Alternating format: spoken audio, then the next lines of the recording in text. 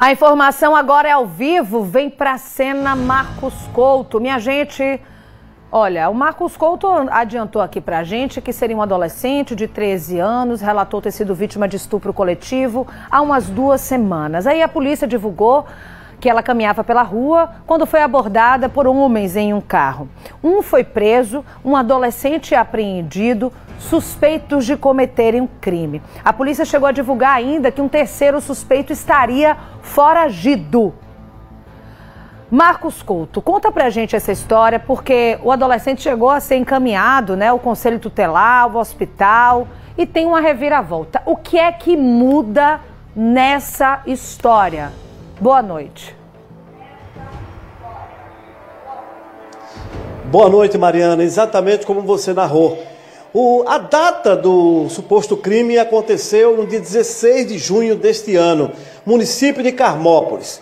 Segundo relatos da adolescente de 13 anos, ela teria saído da escola e, no trajeto, possivelmente para casa, ela teria sido surpreendida por homens que estariam em um veículo que a raptou, levando para um balneário abandonado no município de Carmópolis. E lá teria acontecido o suposto estupro.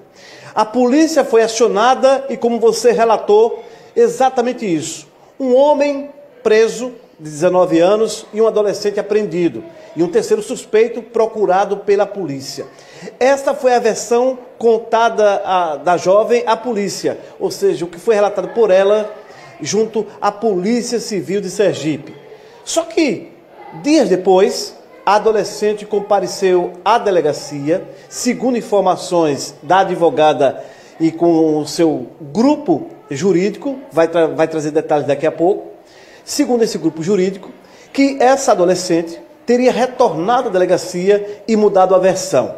Segundo relatos dos advogados, ou seja, das advogadas, a adolescente teria dito que realmente marcou o encontro com o namorado nesse suposto balneário, lá teria tido relações sexuais com ele e, de repente, chegam os homens e praticam o estupro contra ela no momento que há uma distração do namorado.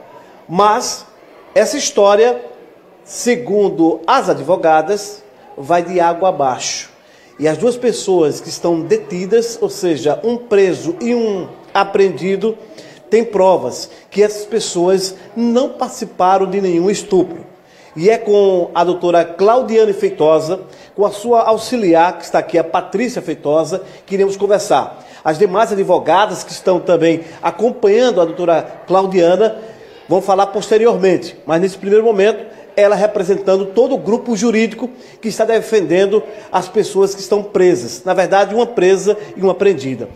Foi exatamente desta forma que eu narrei que a história começa e pode ter uma reviravolta. Boa noite para a senhora, a doutora Patrícia também.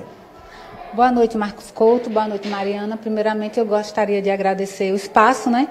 E desde o início, o intuito da defesa em estar aqui trazendo esses fatos, não é expor nem a suposta vítima, nem sua família, é apenas colocar a família dos acusados e os acusados a salvo, ou livre de qualquer risco contra as suas integridades físicas, uma vez que constantemente eles estão sofrendo com ameaças.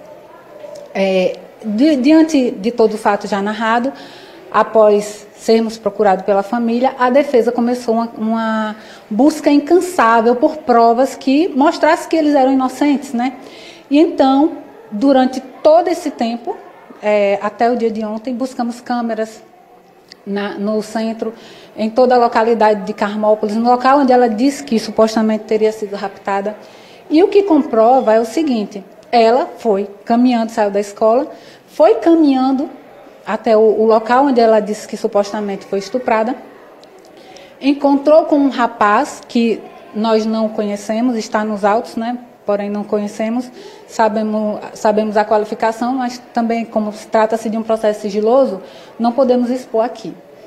Encontrou com ele, ficou durante todo o tempo com ele, tem uma câmera que consegue pegar todo o tempo que ela está com ele. Isso na rua, caminhando ou no local? No local. Tem uma câmera que pega os dois o tempo inteiro juntos. Somado a isso, Temos também câmeras que comprovam que um dos acusados, no momento que a polícia relata que ele estava cometendo o crime, nesse momento ele estava dentro de um supermercado, comprando uma pipoca e retornando para sua casa. Este homem que a senhora fala é o que está preso? É o maior. É o que está de camisa vermelha? É esse que aparece na imagem? Isso sim, isso mesmo. Ele retorna para sua casa.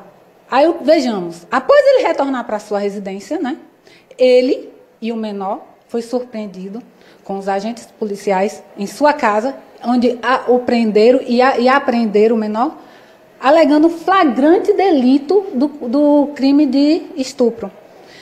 Agora vamos analisar. Só bastava um pouco mais de analogia para algumas questões. São pessoas extremamente pobres, sem condições de ter uma bicicleta, muito menos um carro para raptar alguém, né? Isso aí já era um meio de se desconfiar. Segundo, o local onde ela disse que foi raptada é todo rastreado por câmeras, porque é o comércio. Bastava uma busca pequena que iria comprovar que isso não existiu, né? Aí, após tudo isso, após essas câmeras serem colhidas, as imagens serem colhidas e comprovar que esse primeiro relato dela não corrobora com o que foi narrado, ela retornou à delegacia e mudou todo o seu depoimento. Porém, continua colocando meus clientes na cena do crime. Ela muda de que forma? Ela diz o que exatamente na delegacia, no segundo depoimento? Relata que foi se encontrar com esse rapaz que marcou pelo Instagram. No entanto, após eles ter acontecido o ato, que inicialmente ela relata que todos os estupradores teriam ejaculado em sua vagina. Agora, atualmente, após a gente pedir o teste de DNA do material genético encontrado nela com o dos meus clientes, ela agora relata que apenas o rapaz que ela foi encontrar ejaculou em sua vagina, que os meninos não teriam ejaculado. São vários pontos divergentes do que vem sendo dito até agora. É um processo sigiloso, não podemos expor mais fatos, porém, o que a defesa quer nesse momento é apenas garantir a integridade física dos acusados. E futuramente estaremos comprovando toda a inocência deles, inclusive a sua liberdade e será restabelecida, que a defesa está trabalhando para isso. Já fizemos os pedidos, juntamos as provas e está agora na mão da juíza competente para análise. Em breve conseguiremos restabelecer a liberdade deles, né? E conseguir comprovar também as suas inocências, porque assim, é um crime bárbaro que choca qualquer pessoa que ouve.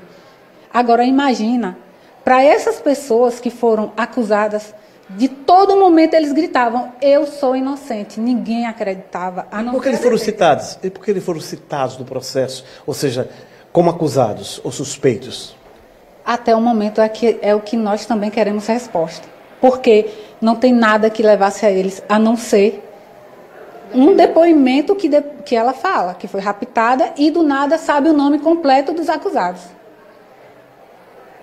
E algumas características que levaram a esses acusados. Porém, não contava que com as câmeras que a gente encontrou, inclusive, no horário que ela disse que isso está sendo acontecido, graças a Deus, o cliente estava dentro de um supermercado. Se não fosse isso, seria impossível de provar sua inocência.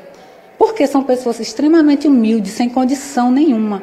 E que o tempo inteiro gritavam, eu sou inocente. Eu olhei para esses meninos, um na unidade de internação provisória, o outro lá no Copencam, meninos que nunca foram presos, nem apreendidos. E um que continua foragido, também meu cliente, mas eu mantenho contato com ele. Eles estão com o olhar de assustado, de choro, de humilhado. A família sendo humilhada, a família sendo ressachada, sendo ameaçada. O adolescente que está foragido está tomando remédio controlado. Porque, para quem trabalha na área criminal, sabe que o mais cruel dos bandidos, repudia o crime de estupro. Doutora, muito obrigado. Doutora Patrícia também. Agora, vamos aguardar os próximos passos da Justiça e também do trabalho da Polícia Investigativa, que é a Polícia Civil. Mariana. Marcos Couto, eu sempre costumo dizer aqui que a gente ouve todos os lados da história, né? E que a gente tem essa preocupação. A nossa produção conseguiu aqui não sei se foi através de você, mas eu prefiro dizer a nossa produção aqui, que somos um grupo de fato, depoimentos que seriam contraditórios. Mas na prática, pelo que eu estou vendo aqui, a contradição só seria do horário, que uma hora é 3 horas e no outro seria 6 horas. Inclusive, no depoimento que ela estaria mudando a versão, ela fala claramente que taparam os olhos da declarante, determinaram que ficasse calada, levaram para o meio do matagal. Enfim, é bom a gente também ouvir a vítima até para saber se ela de fato mudou essa versão na prática, né? Ou se é apenas uma questão e que a gente está conjecturando aqui. Agora o recado foi dado em relação à defesa dos 3, de que eles não teriam nenhum tipo de envolvimento, estão bem amparados aí juridicamente. Agora é a vez também da gente ouvir a vítima. Então, se você foi a vítima, ou é aparente, ou se você conhece ela, de repente ela pode não querer falar, medo de sofrer retaliação, até porque muitos casos, não estou dizendo que é esse, mas existem casos em que mulheres vítimas de estupro mudam a versão justamente por ameaça futura, depois que a pessoa está presa, até porque teria um terceiro solto.